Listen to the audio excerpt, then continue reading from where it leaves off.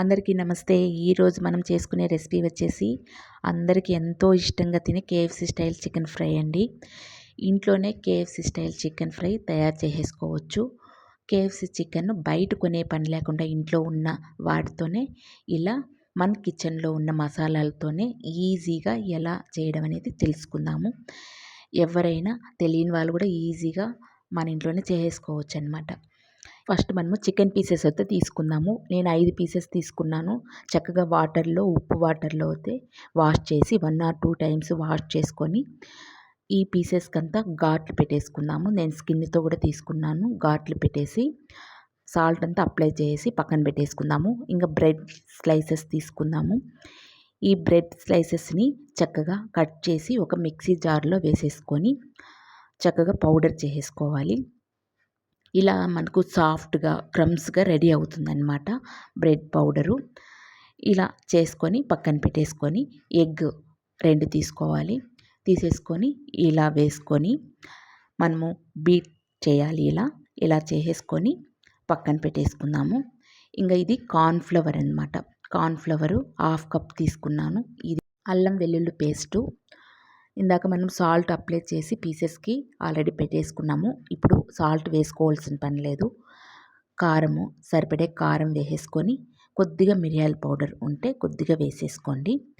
చిటికెడు పసుపు పొడి వేసుకొని ఇందులోకి ఇంకా మీకు ఆనియన్ పౌడర్ ఉంటే కనుక యాడ్ చేసుకోవచ్చు.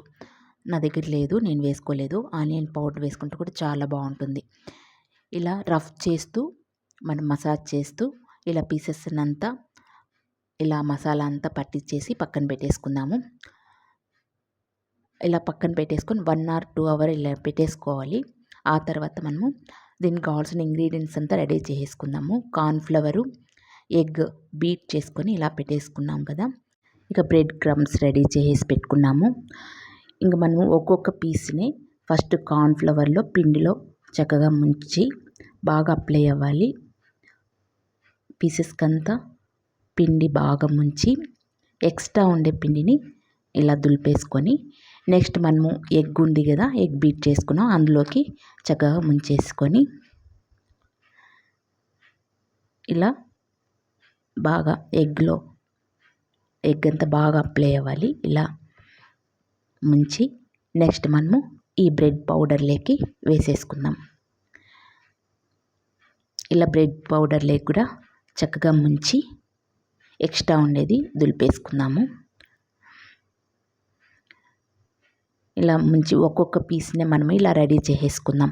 రెడీ చేసి పెట్టేసుకొని ఇంక మనం స్టవ్ అంటించేసుకొని చక్కగా ఒక కడాయి పెట్టేసుకొని అందులోకి డీప్ ఫ్రై సరిపడేంత ఆయిల్ వేసేసుకుందాము.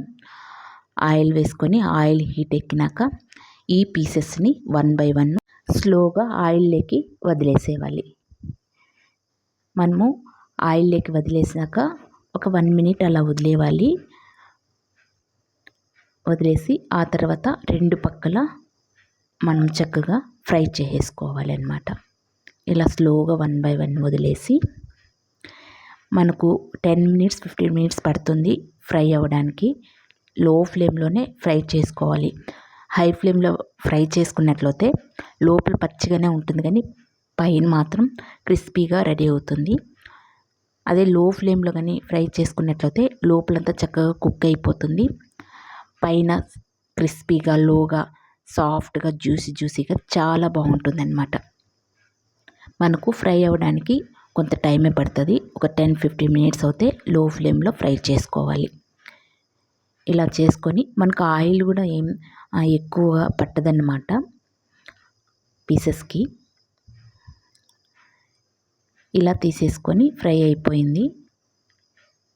సరైన బౌల్లోకి ట్రాన్స్ఫర్ చేసుకుంటే సరిపోతుంది. చూడండి, పైన క్రిస్పీగా లోన సాఫ్ట్గా చాలా బాగుంటుందన్నమాట.